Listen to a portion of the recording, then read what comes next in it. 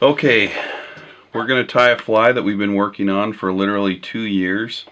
The story behind this fly is that we were fishing a pretty heavily pressured piece of water with some picky fish. And they had rejected the stone flopper, which has proven to be a very effective hopper pattern. And so went home, took about 2 weeks to come up with something similar to this, and tied up what I thought would be a good pattern. We went back, and as I cast out to this same fish holding in the same spot, some wind came and picked up my line and blew it about 10 feet off course. Well, as soon as this hopper hit the water, that fish moved all the way to where it landed and ate it. And so, you know, we know it's effective, and we fished it in some still waters with some picky tiger trout as well, known for window shopping. So anyway, we wanted to perfect it, or not perfect it, but make it more manageable to tie before we released it on video. And so, you know, it's still quite a labor-intensive fly, but I think that we've got it dialed enough to where we can, you know, put it out and show you guys. Alright, so critical part of this, and this is something I went back and forth on quite a bit, is the hook. This is an Allen S402 hook. It is a streamer hook. It's a heavy shanked hook. And when you're tying flies with a lot of foam, a lot of buoyant materials, you need a heavy hook in order for it to turn the fly right. And the first thing I did when I tied these flies is I would take them to a bowl of water, and I'd throw them in there, you know, kind of as hard as I could to see what would happen. And you know, if they landed upside down at all, they'd get scrapped. So this hook doesn't do that. Anyway, then I'm using Uni Ultra Thread 140 denier, and I'm just going to dress the whole hook shank. And you know, if you've watched us tie, you'll see that we don't really put a lot of stock in dressing up the hook shank, but because we're going to be gluing this foam body directly to the hook shank, it's critical that it's completely dressed. So not only dressed, but you know, I'll spin it up so it's not smooth. It creates kind of more of a grabbing point. Alright, so we've got our hook shank all wrapped up, and now it's going to take a little bit for us to sculpt the body. Okay, so we're going to make the body. You can see I've been punching out a whole bunch of them. And I use a couple different punches. There's one that really does a good job though. It's the River Road Cutters, and it's the Hopper Caddis Ant foam body cutter set. Alright, so as you can see, this is a piece of 6mm cross-link foam, and it's been used just like crazy. So that's what it looks like in the package. This is what it looks like after I get my hands on it. But anyway, basically this is a little rubber mat, and you never want to use one of these River Road cutters on like wood or your bare table, because they'll get dull really fast. And so this is what it looks like. It's a razor sharp blade. Don't drop them on your feet or hit your hands with it, because you will bleed. But anyway, basically the idea is you're just going to lay that down, and because this is, I think, the biggest size on this cutter set, and so it's kind of a big cutout. So basically I'm going to line up the open end of this cutter with the edge of my foam, and when you cut down, you kind of have to rock it back and forth. So forward and back like this, and then when you pull that out, you're going to have some foam in your cutter, just like that. So there's my foam in there, and so I can just take my scissors or a bodkin or something and now pry that out. And before, I was just hand cutting these Project Hopper bodies, and just kind of making them look as good as I could. And so this makes the process a lot easier. This is a huge step in making this fly take a lot less time. So from here, I'm just going to take this hopper and I'm going to start trimming the edges a little bit. And when I get to the back, I'm going to take a little bit more off of the hopper. So I'm going to cut up it. And basically, I'm going to take this back end, and I want it to take this back end, and I want it to curve back and up, kind of like a natural hopper. So it's going to take several different cuts. Once I make the main cuts, I'm just going to kind of make some skimming cuts. And then I'm going to smooth it all up with a lighter. That's kind of a cool trick. So once you have the general shape like this, I'm going to take a lighter and I'm going to just lightly tag it. And then I'm going to roll it in my fingers a little bit. And what that does is it smooths out all those cuts on the bottom of the fly, or on the bottom of the foam, and it looks like it's almost designed just to be that nice curve shape. So then I'm just going to take my lighter and go around the rest of it. And you know, this will make kind of a thick hopper. You can make it a little bit thinner if you want. You can shape it however you want, but this is the shape that I've been using in fishing, and it's done really well. Okay, the next step for this is I'm going to cut the slit where the foam goes. And so basically I'm going to take a razor blade that's made for trimming deer hair, and I'm going to kind of angle it down like this, and I'm going to come from the back of the foam all the way forward and cut all the way through the front of the head, because the eye of the hook is going to come right out of the front of this. So I'm going to start kind of almost maybe like a 1/4 inch from the back. And again, this is for a size 6 hopper, so if you're going to tie them bigger or smaller, they'll be a little bit different. But I have to hold it with my fingers, so it'll be hard to see here. But after I get done, I'll kind of show you what I come up with. So as you can see, if I can show you here, if I pull that, you can see there's a little gap for the hook. Okay, so I've got the body, and I've got my thread at the halfway point of the hook shank. And I'm just going to kind of put the hook on there, or put it on the hook without any glue on it, just to gauge kind of where I am. And it looks good. That's about where I'm going to start my thread wraps. So what I'm going to do is I'm going to use this Zap-A-Gap Foam Safe CA glue. And the reason I like this is because it has a little bit longer setting time. It doesn't set up so fast, and it gives you a little bit of leeway to work with the foam body on the hook. Alright, so I've got that thread saturated. And now it's where you don't want to screw up. I'm going to stick that body right on that hook. And now I can start wrapping some loose wraps and gradually get a little bit tighter. And squeeze that bottom together. And you know, as I tie the fly, I'll occasionally give it some more squeezes, but there will be a little bit of a gap on the bottom of the hook like that until we're about done with the fly.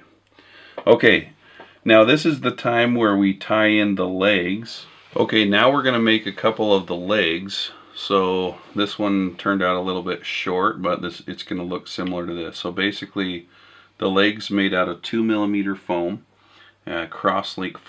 cross-link foam again, and it's got a piece of centipede leg jammed up into it. The original pattern had monofilament legs. They looked really cool. They fished well, but there were times where the monofilament would get in the way of hooking fish. So these soft, flexible legs won't do that. So basically, I'm taking the same shape of cutter, this Hopper Caddis Ant cutter, and this is the one right in the middle. It's the third biggest, and basically I'm just going to punch out 2 of these because that's going to be my leg, and it's actually going to punch them out a little bit long, so we'll just trim it before we tie it in.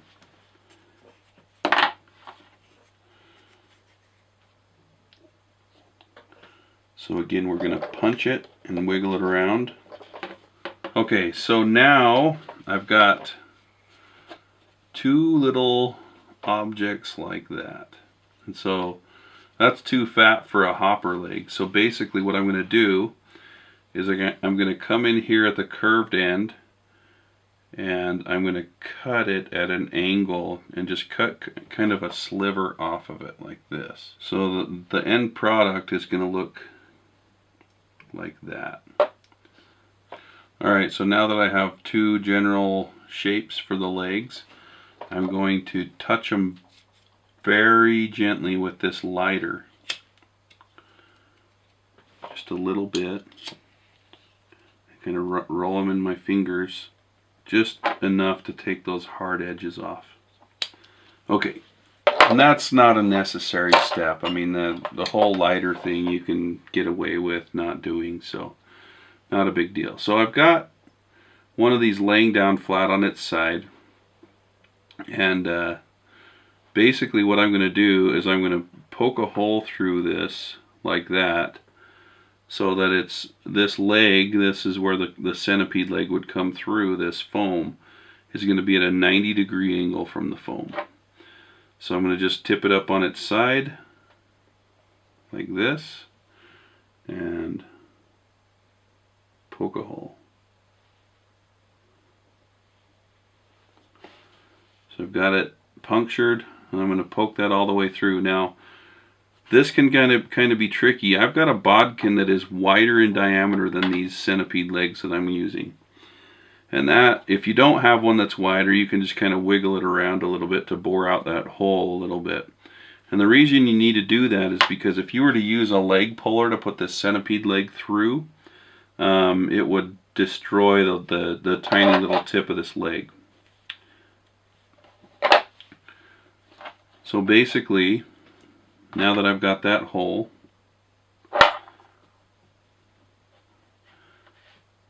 I'm going to take this centipede leg and wiggle it through there. It should go in pretty easily if the hole's big enough. So there I've got it completely threaded through, and I thread it through a little bit longer than it needs to be at first.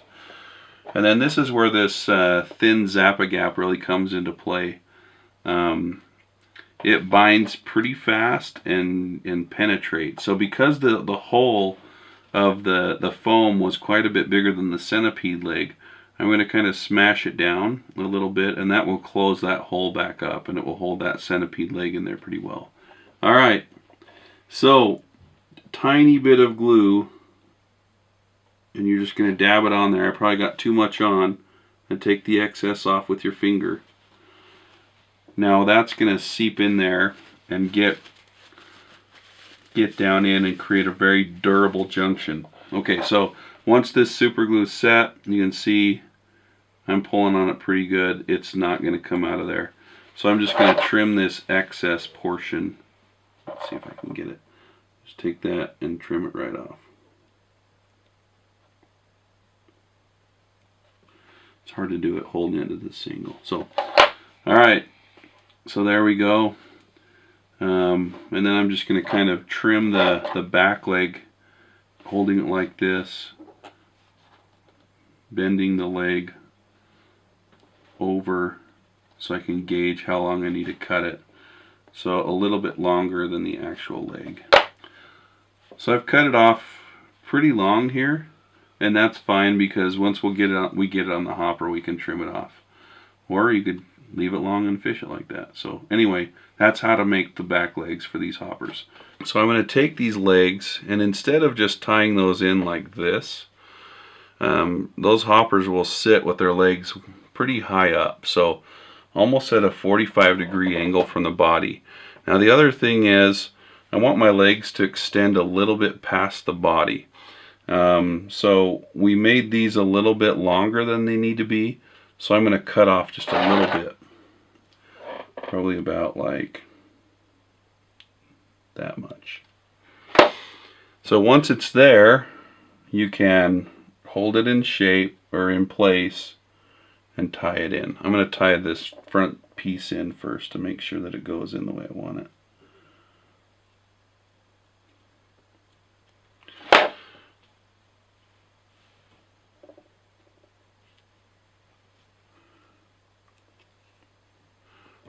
Alright, so those legs are sticking up. See how they're at a nice angle as well? I actually will come in there with a little bit more super glue and taper those legs and stick them back. They're still going to come back at an angle, but not quite as extreme as that. So the way to do that is just take a little bit more of this thin Zap-A-Gap and put it on a bodkin, and just barely enough to see, and stick it right at that leg gap, and then just kind of hold the leg in place for a second and it will bond. Sorry, I'm all fingers here, but you'll see what I'm talking about. You see that this leg is glued and this leg is not, so I'm going to glue that one about like that. Now see the nubs that are left right here? I mean, that's probably not a very big deal, but I'm going to come in here and kind of trim those down a little bit more smooth. So when I stick on the pronotum, it will cover those up a little bit better. Okay, now as you've already seen, the hopper caddis ant cutter is really versatile in making this, and so the overwing of the fly is actually done with the largest of those cutters, and I'm just going to lay that down right on the top. But as you can see, it doesn't want to go down in between those legs, so I'm going to have to taper it just a little bit. Okay, so I've got that tapered pretty extremely like that, so that it will sit right in between those hopper legs.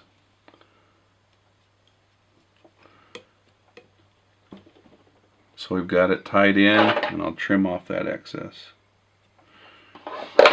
Okay, so I've got my deer hair aligned, and I'm going to pull it out of my stacker the same direction that it's going to be on the fly. So I'll just lay that down so it lays a little bit over the top of this wing.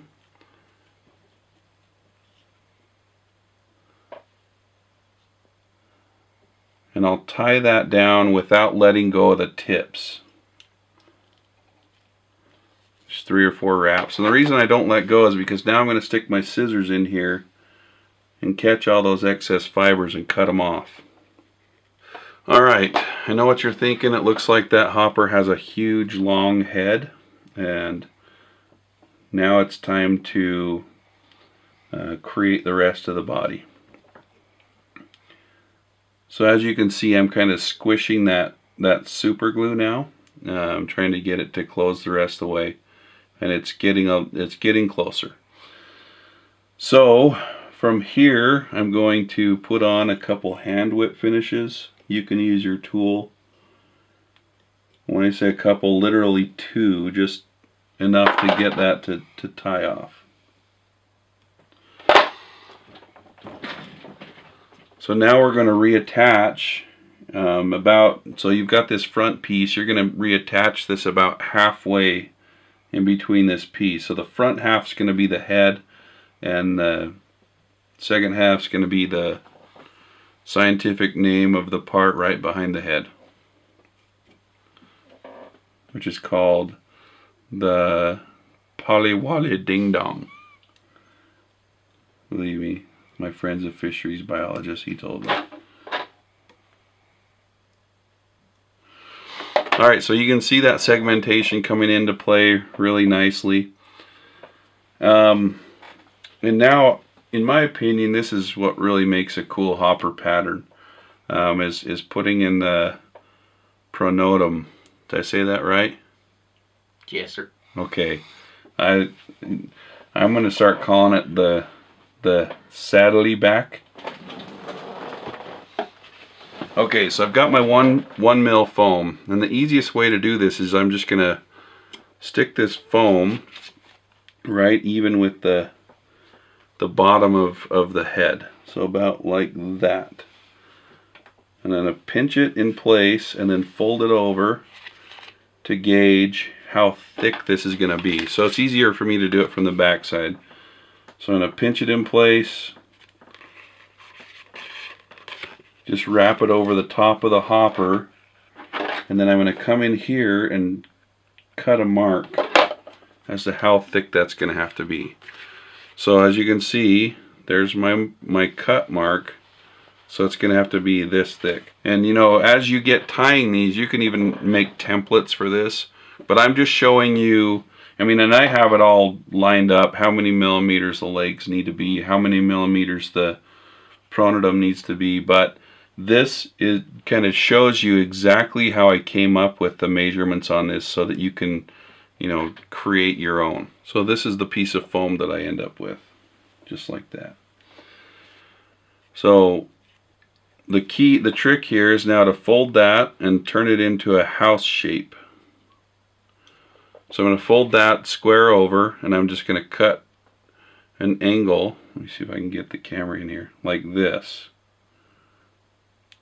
So I've created a house that I wouldn't want to live in, just like that. Okay, so and I always screw this part up because I always tie this in now, and then I realize I didn't put in the antenna. So these are micro centipede legs. I have the yellow ones here. You can use tan, yellow, white, whatever color you want. And I'm basically just going to take one of those legs, tie it in here, and then double it over on top of itself and tie it down. So basically you've got two legs that are flopping all over the place. And that's okay, because we're just going to tie that piece of foam on top of it to keep those facing forward like that.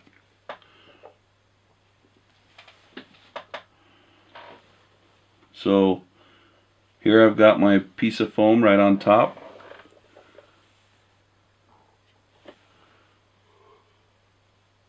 So almost done.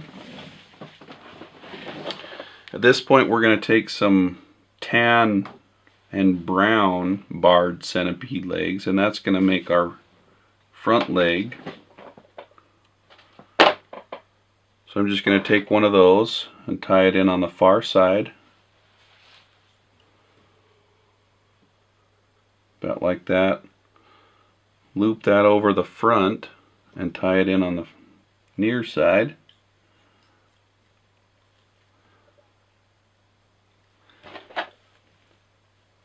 And then trim the middle of that, and we've got legs. Those are a little bit long, so I'm going to trim those up a little bit. So that's about how the legs should look.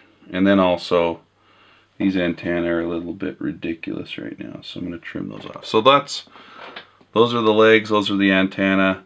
Fly is looking pretty close to being finished. Okay, now you'd be surprised at how low this fly floats in the water. The heavy hook has a lot to do with that. But we're going to add an indicator to this so that it's a little bit easier to see. Okay, I've just taken a little 2mm piece of foam. Doesn't really matter what kind. I like to cut them to a point like that and then burn them with a lighter.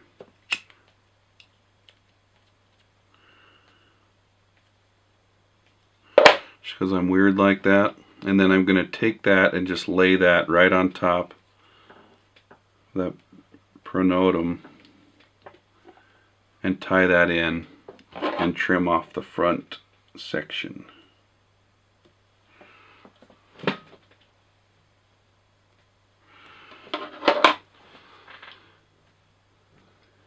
Alright, so now again I'm going to take and add just a couple of whip finishes.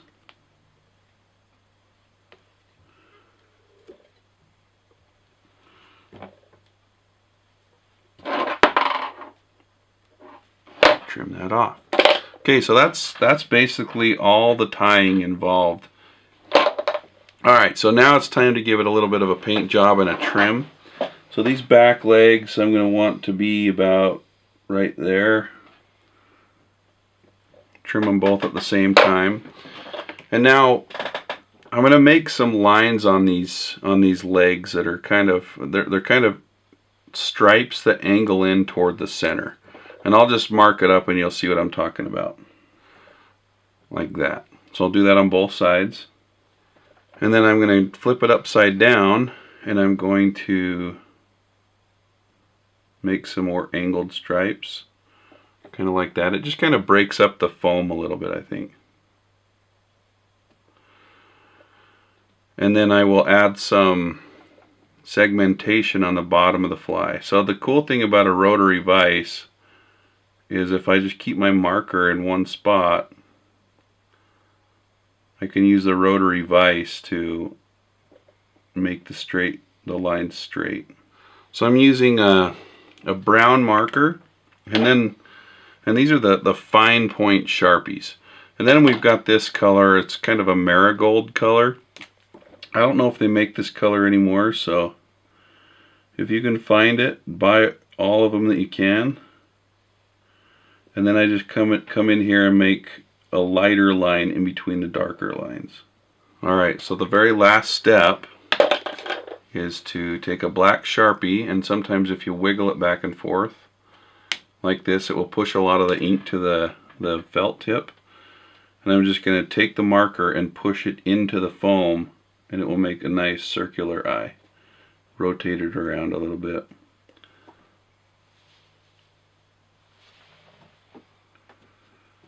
So there's our eye on that project hopper.